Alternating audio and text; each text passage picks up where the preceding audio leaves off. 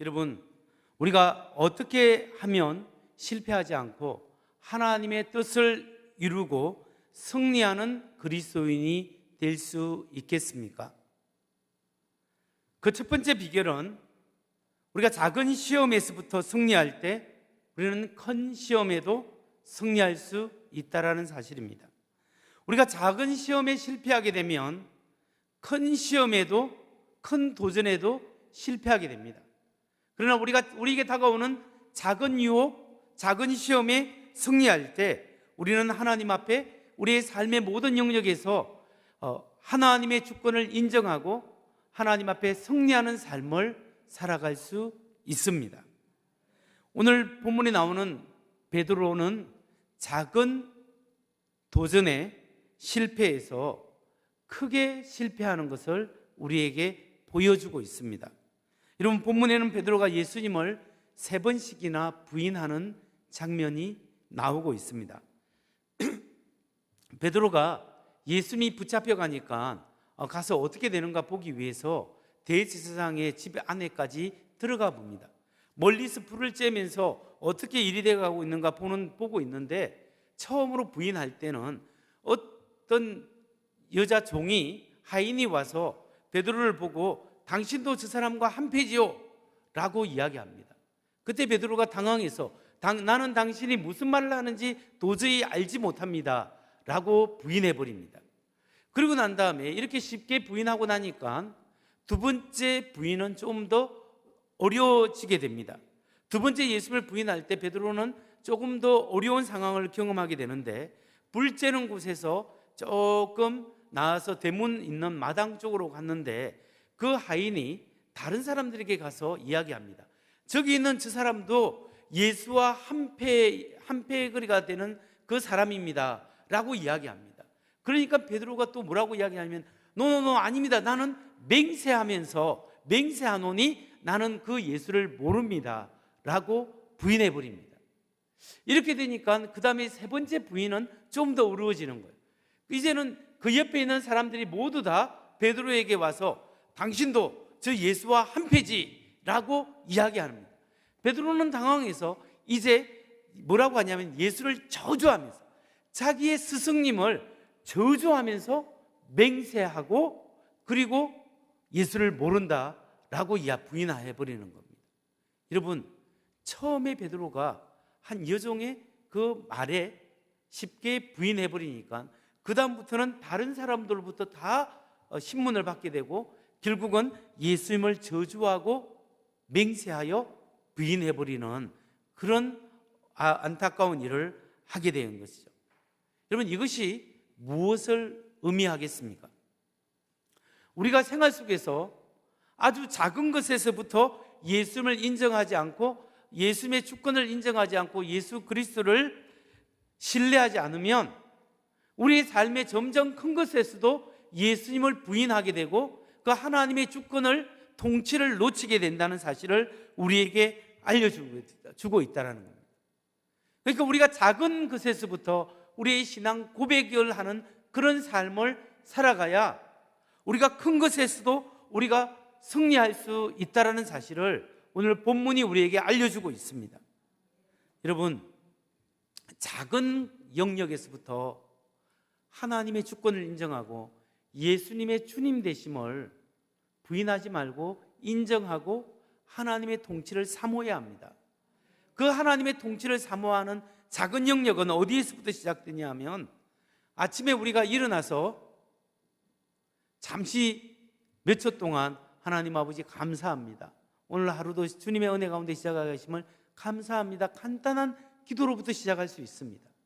그리고 난 다음에 여러분 식사할 때 하나님 감사합니다, 주님이 주신 은혜 감사합니다라고 식사 기도도 하고, 또 직장에 가서 한 20-30초 동안 잠시 앉아서 일을 시작하기 전에 하나님 오늘 하루도 하나님 은혜 가운데 시작하게 하시고, 직장 생활 속에서 하나님 은혜로 잘 섬기게 하시고, 만남 속에 축복 주시고, 오늘 문제가 해결하고 형통의 사람이 되게 하여 주옵소서.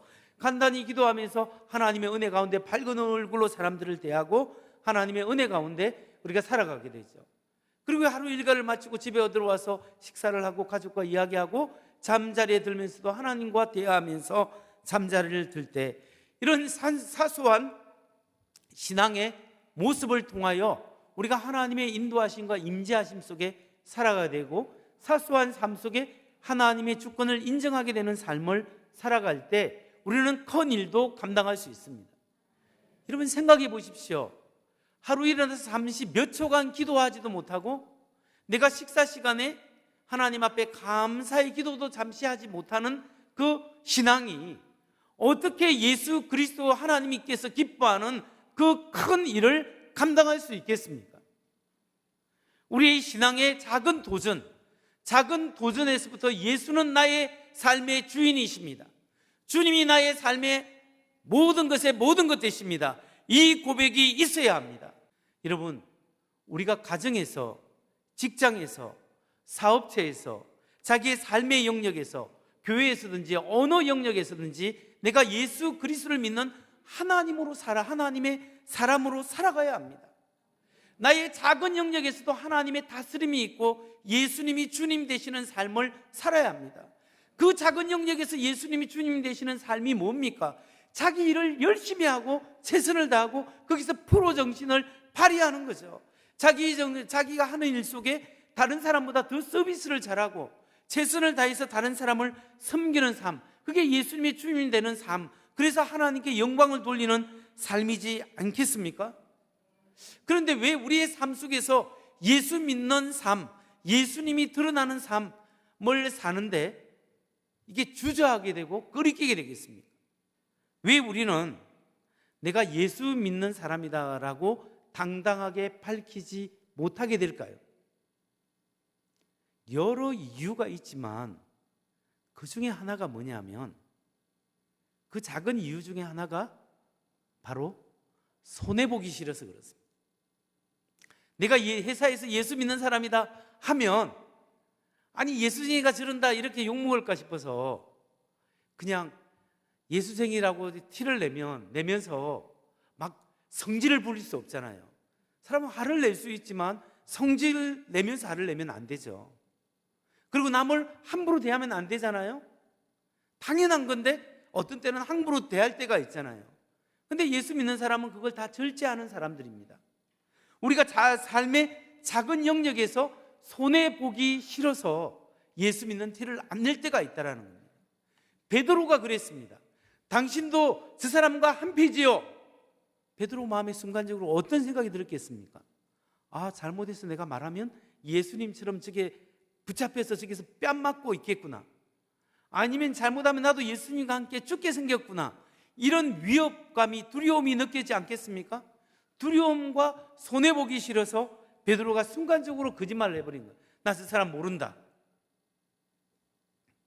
여러분, 우리의 삶 속에 어떠한 상황 속에서라도 예수님이 나의 삶의 주인 되심, 예수님이 나의 삶의 주님 되심을 우리의 삶의 모든 영역에서, 모든 영역으로 우리가 그 사실을 고백할 수 있어야 합니다. 그래서 우리가 정말 승리하는 삶의 비결은 아주 작은 삶의 부분에서부터 정말 주님이 나의 삶을 다스리시고 예수님이 주인이십니다, 이 작은 고백을 할 수 있어야 우리가 주님 앞에 귀한 헌신도 감당할 수 있는 거예요. 여러분, 3년 동안 쫓아다녔던 베드로가 단 한 그 여종의 질문에 한마디에 그냥 예수님을 부인해버립니다. 아주 사소한 것에부터 부인했기 때문에 큰 실수도 하게 되었다는 것입니다. 우리가 아주 작은 일의 삶의 영역에서부터 하나님의 주권을 인정하는 하나님의 사람들 되시기를 주의 이름으로 축원합니다. 다음으로 두 번째, 우리는 실패하지 않고 우리의 삶 속에서 하나님의 뜻을 이루는 삶을 살아갈 수 있겠습니까? 그 두 번째 비결은 신앙의 허세를 버리고 철저히 하나님만을 신뢰할 때 승리할 수 있습니다. 자기 자신을 신뢰하지 않고 성령님을 의지하고 나를 내려놓고 주님을 의지하고 오직 하나님을 의지할 때 우리가 승리할 수 있다는 사실을 믿으시기 바랍니다. 오늘 본문에서 예수님은 사람들로부터 신문을 받고 뺨을 맞고 모욕을 당하는 가운데서도 승리했습니다. 근데 베드로는 불을 쬐으면서도 예수님을 부인해버리고 실패했습니다. 우리는 여기서 예수님이 승리하신 이유와 베드로가 실패한 이유가 각기 다르다는 것을 알 수 있습니다. 여러분, 예수님의 승리의 비결은 무엇이겠습니까? 그것은 예수님은 철저하게 하나님을 의지하고 하나님 중심으로 사셨습니다. 예수님은 비록 하나님이시고 하나님의 아들이시지만 인간의 몸으로 오셔서 자신을 위하여는 신적 능력을 전혀 사용하지 않았습니다. 오직 하나님의 영광을 드러낼 때 그때만 예수님이 신적 능력을 사용하신 겁니다. 그리고 예수님은 한 사람의 인간으로서 어떻게 우리가 하나님을 신뢰하고 성령을 의지하며 승리할 수 있는가, 그 모범을 보여주셨습니다. 그렇기 때문에 철저히 자기를 부인하고 하나님만을 신뢰하고 하나님을 의지했기 때문에 승리하셨던 겁니다. 그런데 베드로를 보십시오. 베드로의 실패의 원인은 무엇입니까? 베드로가 예수님을 따르는데 실패한 이유는 그의 허세 때문이었습니다. 베드로는 너무나 자기 의존적인 사람이었습니다. 마치 내가 뭔가 된 사람, 내가 뭔가 알찬 사람, 내가 뭔가 있는 사람인 것처럼 이렇게 생각을 했습니다. 이런 베드로를 한번 생각해 보십시오. 예수님의 제자들 중에서 베드로는 항상 자기 먼저 나서서 그 제자들을 대변한 사람들입니다. 예수님께서 너희는 나를 누구라 하느냐? 라고 물었을 때 베드로가 뭐라고 했습니까? 주는 그리스도시요 살아계신 하나님의 아들이십니다. 바로 이야기했지 않습니까? 그리고 예수님께서 이야기합니다.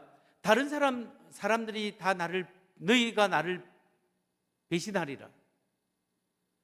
그럴 때 베드로가 나서서 이야기합니다. 주님, 다른 사람은 다 배신할지라도 나는 결단코 주님을 배반하지 않겠습니다. 예수님께서 내가 오늘 닭이 2번 울기 전에 3번 나를 부인하리라. 주님, 내가 주와 함께 죽을지언정 내가 주님을 배신하지 않겠습니다. 큰 소리를 쳤습니다. 베드로는 계속적으로 주님 앞에서 자기가 정말 신앙이 대단하다는 것을 내세웠습니다. 베드로는 단 한 번도 1등의 자리를 뺏기지 않았습니다. 그런데 베드로가 예수님 죽음 이후에 딱 한 번 1등의 자리를 뺏긴 적이 있습니다. 그게 뭐냐면 여인들이 와서 예수님이 부활하셨습니다 라는 소식을 전해주었을 때 그때 베드로와 요한이 그 소식을 먼저 들었습니다. 베드로와 요한이 먼저 듣고 그 예수님이 있는 무덤으로 달려가기 시작했습니다. 근데 요한은 좀 젊은 사람이에요. 근데 베드로는 좀 나이가 조금 있었어요. 그 달리기를 했는데 누가 먼저 갔을까요? 요한이 먼저 갔죠. 베드로가 그때 2등 딱 한 번에 한 겁니다. 그 외에는 베드로는 계속 예수님의 제자로서 1등만 한 사람이에요. 그렇게 자신감을 가지고 있었습니다. 이렇게 자기 자신을 의지하고 자기 자아가 강하고 뭔가 자신을 내세웠고 자기 의를 내세웠고 자기 열심으로 살았던 그 사람이 결정적인 순간에 자기를 의지했을 때 무너져 내린, 베드로의 이 별명이 반석이잖아요. 반석, 바위가 쪼개져 버린 겁니다. 자기 의지가 강한 사람, 하나님 앞에 자기 열심으로 신앙생활하는 사람은 결국 몇 년 못 가는 거예요. 우리가 신앙생활하는 것은 하나님의 은혜로 하는 거지 나의 의로 나의 열심으로 하는 게 아니에요. 여러분, 우리가 구원받은 것도 하나님의 은혜고 오늘 이렇게 사랑하는 것도 하나님의 은혜고 직분받아 봉사할 수 있는 것도 하나님의 은혜이지 않습니까? 그런데 우리가 만일 그 하나님의 은혜에 내가 이렇게 해서 내가 뭔가 된 사람이다, 내가 뭔가 난 사람이다, 내가 뭔가 능력 있는 사람이다, 자꾸 자기를 나타내고 드러내려고 하다 보면 결국 바위가 쪼개지듯이 완전히 산산조각으로 부서질 수 있는 거예요. 여러분, 신앙생활은 베드로처럼, 성령 받기 전에 베드로처럼 자기를 내세우고 자기 의를 드러내고 자기 열심으로 하고 그렇게 하는 게 아닙니다. 하나님 앞에 예수님처럼 철저히 나의 원대로 하지 마시고 아버지의 원대로 하옵소서. 하나님의 뜻을 붙잡는 거예요. 하나님, 내가 부족하고 연약합니다. 하나님 도와주세요. 하나님 인도해 주세요. 하나님을 철저히 신뢰할 때 이것이 우리의 승리인 줄 믿으시기 바랍니다. 여러분, 오늘 여러분 중에 나는 참 연약하구나, 나는 참 어쩌면 바보 같아, 나는 참 부족하다, 이런 느낌을 가지고 사는 분은 계시지 않습니까? 바로 그분이야말로 내가 약할 때 우리가 승리할 수 있는 토대가 있고 발판이 있다는 겁니다. 내가 약하기 때문에 하나님을 부여잡으면 하나님의 은혜 가운데 승리할 수 있다는 것을 여러분 믿으시기 바랍니다. 저는 목회에 오면서 여러 생각을 해봤는데, 제가 신학생 때였습니다. 선배님들이 기도 생활을 많이 해야 된다고 해가지고 제가 밤에 학교 뒷산에 가서 소나무 뿌리 그때 뽑는 게 유행했잖아요. 제 없는 소나무, 조그만 소나무 붙잡고 막 주여 하고 학교 뒷산에 가서 막 기도하고 막 그랬습니다. 그래서 기도하고 내려오고 했는데, 그때 제 마음이 뭐냐면, 제가 그때 설교도 여러 번 테이프를 여러 개 많이 들어봤는데, 조용기 목사님, 하용조 목사님, 옥하는 목사님 사랑의 교회 가서 테이프 사가지고 내가 들어보고 설교 막 이렇게 해야 되나 뺏겨보고 막 그런 적이 있거든요. 그때 제 마음이 뭐냐면, 야, 나도 나중에 목회하면 10,000명, 20,000명 목회할 수 있겠구나, 이 생각을 했어요. 제가 근데 미국에서 단임 목회를 하게 됐습니다. 30명, 40명 가지고 겨우 버티면서 신앙생활 하는 거예요. 유학생들이 많아서 자꾸 구성원들은 바뀌지만 그래도 한 거의 10년 동안 30, 40명 가지고 그냥 실험해 보세요, 여러분. 애는 커가지요. 남편은 경제적인 능력은 없죠. 가장 노릇은 제대로 못하죠. 교인들은 늘지 않죠. 유학생들이라서 교회 숫자는 자꾸 바뀔 뿐만 아니라 경제적으로도 어렵죠. 근데 교인들은 초신자죠. 그만큼 무능하게 느끼실 수가 없어요. 내가 10,000명 해도 되겠다 생각한 사람이 실제 목회해 보니까 3, 40명 영혼도 제대로 관리하기가 어렵더라는 겁니다. 근데 감사한 것은요, 제가 그 가운데 하나님 앞에, 하나님, 내가 이렇게 연약한 사람입니다. 내가 하나님의 은혜가 아니면 이처럼 무능한 사람입니다. 철저히 나의 무능함을 느꼈습니다. 그리고 하나님의 은혜 가운데 이 3, 40명의 영혼이라도 맡겨주신 하나님의 은혜에 너무 감사합니다. 주님, 나를 불쌍히 여기시고 내가 다른 것은 다 실패하더라도 하나님 앞에 진정으로 칭찬받는 그 일에는 실패하지 않도록, 하나님이 기뻐하는 그 일을 감당할 수 있도록 하나님 내게 은혜를 내려주옵소서. 이 기도를 오랫동안 했습니다. 여러분, 우리가 하나님 앞에서 내가 정말 이렇게 무능하구나, 내가 이렇게 연약하구나, 이 고백을 하는 것이 참 중요합니다. 그리고 하나님을 붙잡으십시오. 내가 약하기 때문에 우리 하나님이 그때 일할 수 있습니다. 그리고 하나님이 하셔서 하나님이 하셨음을 드러내시는 겁니다. 여러분, 신앙생활의 힘은 나에게 있지 않습니다. 나에게는 능력이 나올 수 없어요. 나에게는 선한 것이 나올 수 없어요. 내가 뭐가 선해요? 우리 하나님의 십자가의 은혜가 있고 하나님의 은혜가 내게 쏟아 부어주기 때문에, 그 은혜와 그 사랑 때문에 우리가 선할 수 있고, 그 사랑과 은혜 때문에 우리가 섬기고 사랑하고 나눌 수 있는 겁니다. 여러분, 예수의 복음은 우리가 하나님의 은혜 가운데 은혜로 살아가고 나누는 것이지, 내가 예수의 복음은 내가 예수 그리스도로 말미암아 구원받고 내가 물질적 축복받고 내가 부자가 되고 일도 잘 되고 사업도 잘 되고 그리고 부유해져서 이 모든 유산을 내 자녀에게 나눠주고 그 자녀가 또 자녀에게 나눠주고 자기들 잘 먹고 잘 살고, 이게 예수의 복음이 아닌 거예요. 예수의 복음은 내가 얼마나 철저하게 이기적인 사람인가, 내가 하나님의 은혜가 아니면 내가 정말 이기적이고 죄악 가운데 죽을 수밖에 없는 사람인데, 이 죄인을 예수의 피로 용서하시고 살려주시고 새 사람 만들어 주셔서 하나님의 자녀 삼아주시고 하나님의 사람으로 하나님의 높으신 뜻을 감당할 수 있도록 직분자로 불러주신 것, 이것이 하나님의 은혜라는 사실을 믿고 내게 주신 이 은혜를 다 어떻게 하면 내가 다른 사람에게 나눌 수 있을까? 나의 탤런트를 통하여 어떻게 다른 사람에게 유익을 끼칠 수 있고, 이것을 통하여 어떻게 내가 나의 영역을 통하여 하나님의 영광이 드러나는, 하나님의 통치하심이 드러나는 그 일을 내가 감당할 수 있다면 내가 하나님 기꺼이 그 일에 쓰임받기를 원합니다. 이것이 예수 믿는 사람이요, 이것이 축복이라는 것을 여러분 믿으시기 바랍니다. 말씀을 마칩니다. 혹시 여러분 중에 나는 정말로 못났다, 참 연약하다, 나는 참 이렇게 뭔가 일이 풀리는 것도 없어, 나는 참 믿음이 부족합니다 라고 느끼는 분 계십니까? 그때가 승리할 수 있는 기회입니다. 주님, 내가 이렇기 때문에 이런 나를 사랑하시고 이런 나를 불러주시고 이런 나를 이쁘다고 해주시는 하나님 감사합니다. 주님 의지합니다. 주님 의지합니다. 고백하시기 바랍니다. 내가 가장 연약한 그때가 정말 하나님의 은혜를 받을 수 있는 시간입니다. 사도 바울이, 그 교만했던 사도 바울이 깨져서 예수의 복음을 알게 됐을 때 고백한 게 바로 이거지 않습니까? 고린도후서 12장 9절에서 10절 말씀 한번 보세요.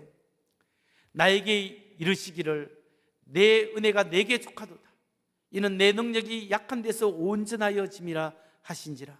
그러므로 도리어 크게 기뻐함으로 나의 여러 약한 것들에 대하여 자랑하리니 이는 그리스도의 능력이 내게 머물게 하려 함이라. 그러므로 내가 그리스도를 위하여 약한 것들과 능력과 궁핍과 박해와 공고를 기뻐하노니 이는 내가 약한 그때가 강함이라. 우리의 약한 그때가 하나님이 역사하시기 때문에 강하다는 사실을 여러분 믿으시기 바랍니다. 중국 선교 사역에 가장 영향력을 끼쳤던 서양 선교사가 허드슨 테일러입니다. 허드슨 테일러가 선교 갔다가 막 자기 열심을 하다가 실패해서 그냥 영국으로 돌아가서 빈민가의 근처에서 그냥 무명의 시련을 보낼 때 그가 하나님의 은혜를 받고 이 약한 나를 사용하시는 하나님의 은혜를 받고 다시 돌아가서 엄청난 선교 사역을 했는데 그 사역 속에서 그가 한 고백이 바로 이것입니다. 허드슨 텔러가 하는 고백은 하나님은 내가 너무나 약하기 때문에 나를 선택하셨다. 여러분, 이것이 수많은 믿음의 사람들이 경험한 거예요. 우리가 너무나 약하기 때문에 하나님이 사용하시는 겁니다. 대단한 설교가였던 리오 이덕 오길비라는 목사님이 있습니다. 이 오길비 목사님은 자신의 사역에서 이렇게 간증했습니다. 그 간증은 나는 나의 전생애를 통해 반복해서 배우는 것이 있다. 나의 강함이 고갈될 때, 나의 웅변술이 인간의 재주에 의해서 빛이 나지 않을 때, 내가 약할 때 주님께서는 효과적인 전달을 위한 좋은 도구를 가지게 된다. 내가 내 스스로 아무것도 할 수 없다는 것을 알 때 나의 가난함은 그분의 능력의 통로가 된다. 더욱이 내가 자주 나는 아주 미약하다고 느끼게 될 때 사람들은 가장 효과적으로 도움을 받게 된다. 내가 오랜 세월을 통해 배운 것은 내가 가장 약할 때 하나님의 말씀은 더욱 강하게 역사한다는 것이다. 여러분, 그렇습니다. 우리가 약하고 여러분의 집안에 문제가 있고 여러분의 자녀의 가정에 문제가 있고 우리의 건강에 어려움이 있고 내가 연약할 때 우리가 바라볼 수 있는 것이 앞도 맡기고 옆도 맡기고 뒤도 맡겼을 때 하나님만 바라볼 수 있는 거예요. 어떤 때는 지붕조차 맡겼을 때 우리는 영적인 존재이기 때문에 기도를 통하여 하나님께 나아갈 수 있는 거예요. 여러분, 그렇기 때문에 연약할수록 뭘 해야 됩니까? 기도해야 하는 겁니다. 문제가 있는 사람일수록 기도해야 되는 거예요. 하나님 앞에 부르짖어야 하는 거예요. 여러분, 부족할수록 뭘 해야 돼요? 하나님의 말씀을 붙잡고 말씀을 묵상해야 돼요. 여러분, 부족하기 때문에 뭘 해야 돼요? 성경 읽기를 해야 되는 거예요.